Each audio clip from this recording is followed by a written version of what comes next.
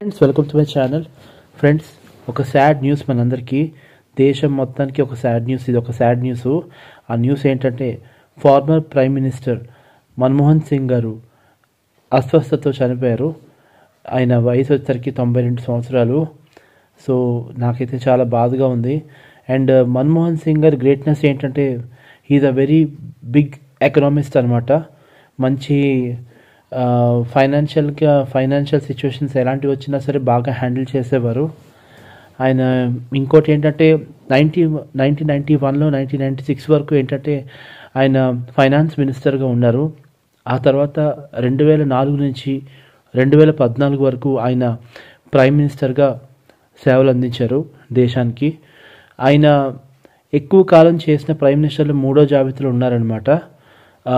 అలాగే దీని తర్వాత వచ్చేసరికి 2014లో నరేంద్ర మోడీ గారు గెలిచారు. నరేంద్ర మోడీ గారు ప్రైమ్ మినిస్టర్గా గెలిచారు. అతను మన్మోహన్ సింగ్ గారు ఏంటంటే చాలా సైలెంట్ అనమాట. చాలా సైలెంట్గా ఉంటారు. ఆయన మాట తీరు కూడా ఎవరిని నొప్పించే రకం కాదు. ఆయన అసెంబ్లీలోకి వచ్చినా సరే ఎవరిని విమర్శించేవారు కాదు.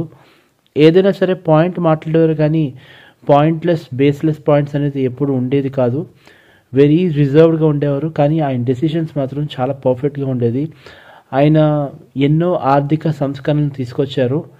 ఆయన నిజంగా గొప్ప మేధావి కూడా. ఒక పెద్ద హోదాల్లో ఆయన వర్క్ చేయడం జరిగింది. అలాంటి ఆయన ఈరోజు తీవ్ర అస్వస్థతో, అనారోగ్యంతో చనిపోవడంతో చాలా బాధాకరమైన విషయం. ఇప్పటికే హాస్పిటల్లోకి ప్రియాంక గాంధీ గారు వచ్చారు. అలాగే రాహుల్ గాంధీ గారు కూడా తన యొక్క బాధని వ్యక్తపరచడం జరిగింది.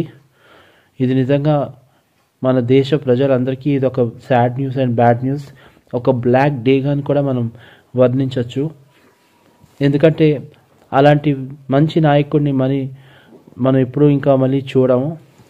లాస్ట్ టైం నరేంద్ర మోడీ గారు 3సారి గెలిచినప్పుడు ఆయన వీల్ చైర్ మీద అసెంబ్లీకి అయితే వచ్చారనమాట. అసెంబ్లీకి వచ్చి మొత్తం ఆయన యొక్క మాటలు వినిపించడం జరిగింది. సో మరొకసారి ఆయన ఆత్మకి శాంతి చేకూరాలని మనందరం ప్రార్థిద్దాం. జై హింద్.